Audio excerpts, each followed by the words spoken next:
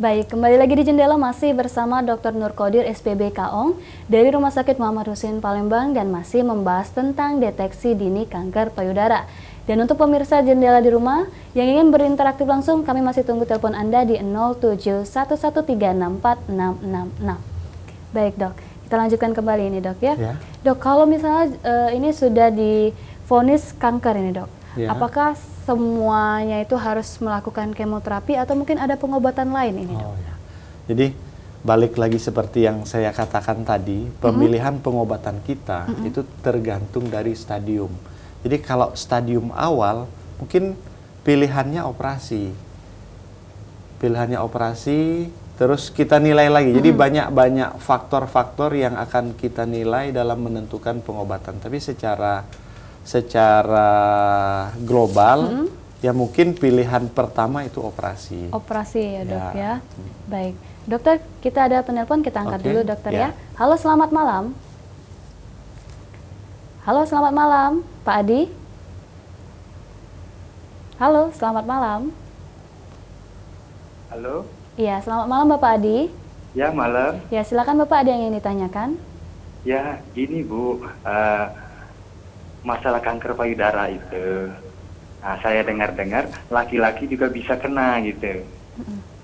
Jadi kami ini pengen tahu itu gimana itu Bu, kanker payudara yang di laki-laki, mengenai yang di laki-laki.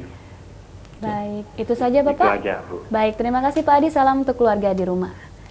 Ya, mungkin pertanyaan Pak Adi itu bagus ya. Jadi untuk para lelaki gitu ya, untuk para lelaki jangan merasa aman terhadap kanker payudara ini, karena ada sekitar 0,5% ya dari populasi itu penderita kanker payudara itu adalah laki-laki. Laki-laki. Ya, laki-laki.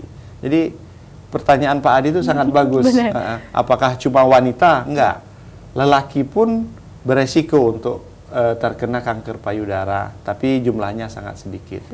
Tapi celakanya karena mungkin payudara lelaki itu tipis ya Mbak ya. Jadinya begitu kita diagnosis, stadiumnya biasanya sudah lanjut. Oh, karena tidak terlihat dok ya? Bukan karena tidak terlihat, karena volume payudara yang kecil, jadi tumornya sudah langsung menempel ke dinding dada, kadang-kadang gitu. Kebanyakan begitu lelaki kita vonis gitu, stadiumnya sudah stadium 4, stadium 3 atau stadium 4. Berarti resikonya sangat besar itu dok ya, untuk laki-laki. Berarti tidak hanya perempuan, laki-laki juga ini bisa terkena kanker payudara. Kalau untuk mungkin sadari juga ini mungkin dok, itu sama juga yang harus dilakukan para laki-laki itu dok? Sama, intinya kita mencari ada nggak benjolan di payudara. Kalau ada, ragu, konsultasi.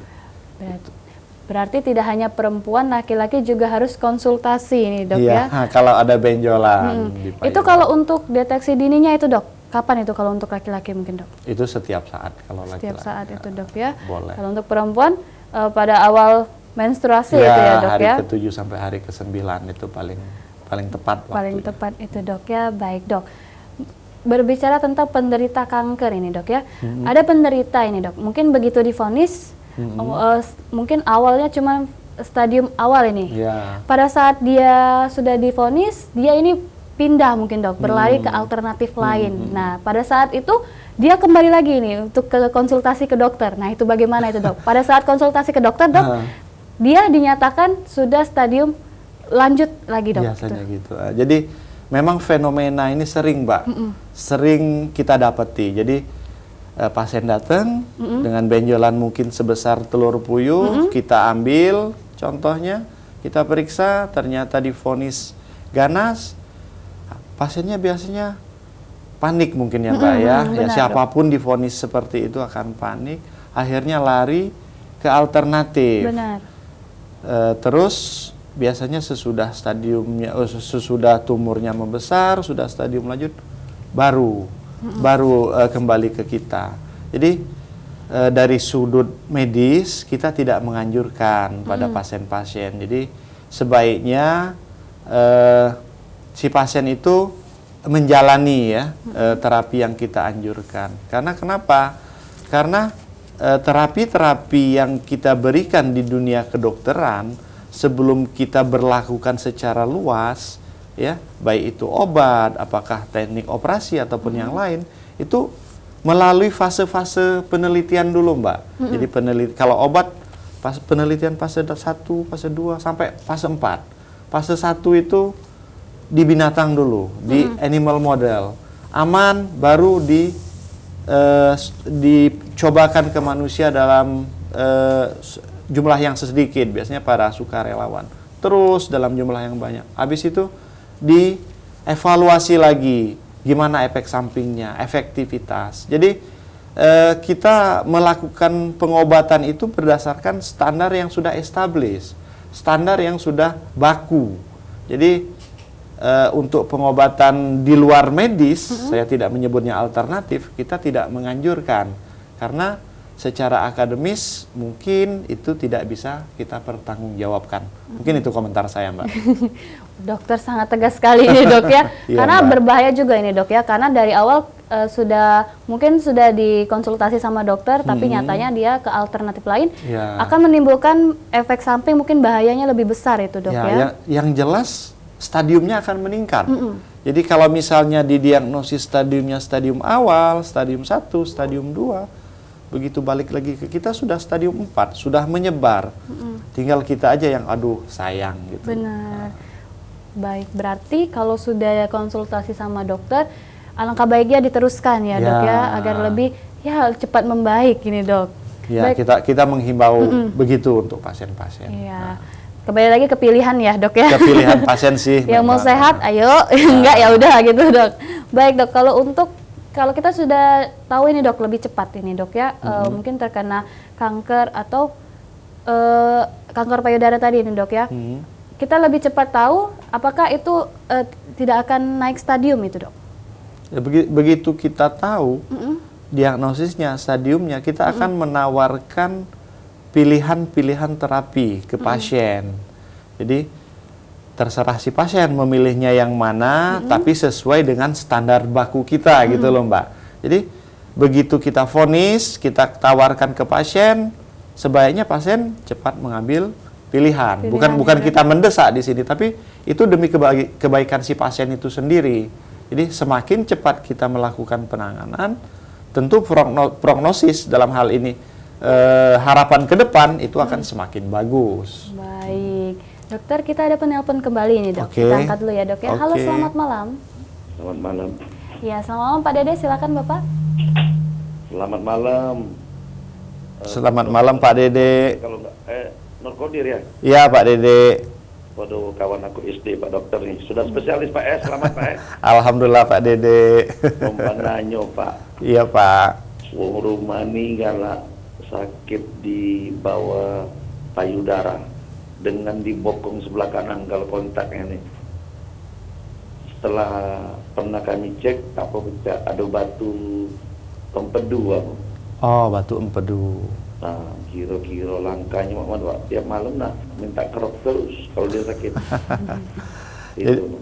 Jadi Pak Dede terus terang itu kompetensinya udah beda Pak Dede ya. Jadi kalau batu empedu itu kompetensi dari bedah digestif, jadi bedah saluran cerna.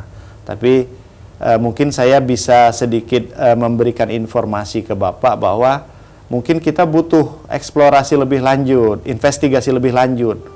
Batunya gimana, seberapa besar, jadi mungkin sebaiknya istri Bapak Dede diajak ke dokter bedah digestif. Kebetulan di Rumah Sakit Muhammad Hussein itu ada dokter ahli bedah digestif, ada 4 orang.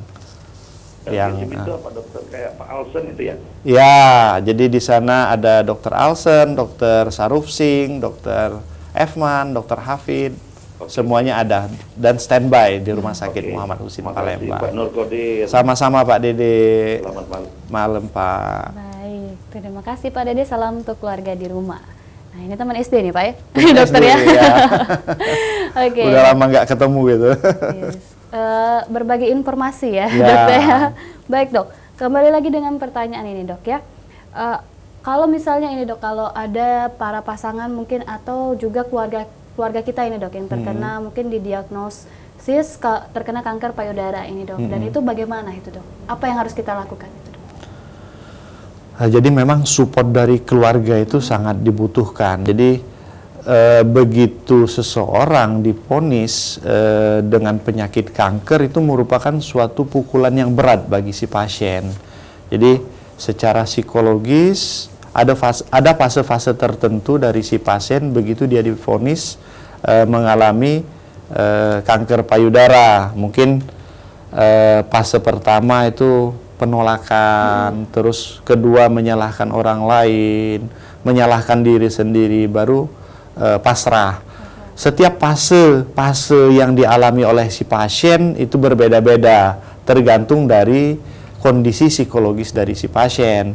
Bila dia sudah bisa menerima dalam artinya pasrah, dia tentu cepat akan menjalani pengobatan itu. Tapi begitu dia mengalami fase penolakan yang lama, itu dia tadi akan lari kemana-mana, mencari pertolongan kemana-mana. Biasanya gitu. Baik, berarti pertolongan keluarga, supportnya itu sangat Support penting dari gitu ya, keluarga, Dok, ya? motivasi dari keluarga itu sangat penting. Jadi bila keluarga bisa mengarahkan, bisa membujuk si pasien untuk segera berobat, itu sangat-sangat bermanfaat bagi si pasien. Baik, dokter. Nanti kita akan lanjutkan kembali ya, Dok, Oke. ya. Untuk pemirsa di rumah, kami akan jeda iklan dulu sebentar, dan kami mungkin masih bisa menerima telepon Anda di 0711364666. Kami akan kembali tetap di Jendela.